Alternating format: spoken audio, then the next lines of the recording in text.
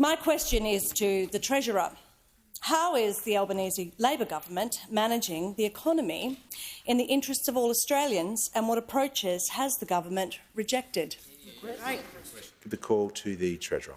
Thanks, Mr Speaker, and thank you to the member for Aston, an absolute champion for her local community in Melbourne.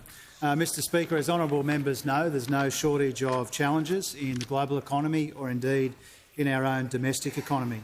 And while yesterday's decision by the Independent Reserve Bank was welcome relief and a welcome reprieve, we understand that people are still under pressure.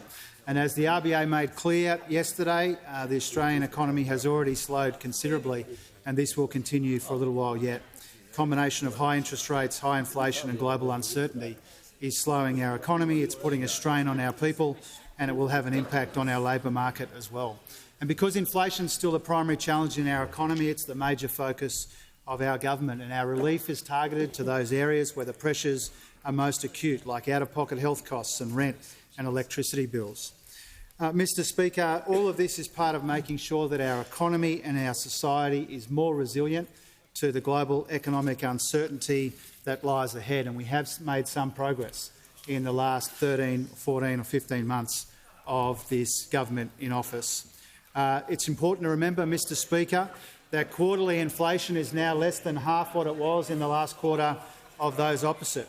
The unemployment rate is lower now than it was when we came to office. The participation rate is higher than when we came to office. Our wages growth is quicker than when we came to office after a decade of wage stagnation under those opposite. The deficit was forecast to be $78 billion, and there were big deficits in their budgets every year after that. They delivered the most consecutive deficits of any government since the 1920s. They didn't have enough to show for $1 trillion in debt, and they found no savings at all in their last budget. And compare that to where we are now, Mr Speaker. Inflation is moderating, higher than we'd like, but it is moderating. Unemployment rate is lower, and it's near a 50-year low. There are nearly 500,000 more Australians in work. That's the most jobs created by a new government in a first year on record. A record number of people are in work. Wages are moving again. We've got the first surplus in 15 years, which will be just north of $20 billion. We've got lower deficits over the forward estimates, more than $140 billion lower than what they had in their last budget. The peak in gross debt is lower. The interest costs on debt is $44 billion lower than in their last budget. And we've found $40 billion in savings across our two budgets. Now, Mr Speaker, we know that people are under pressure.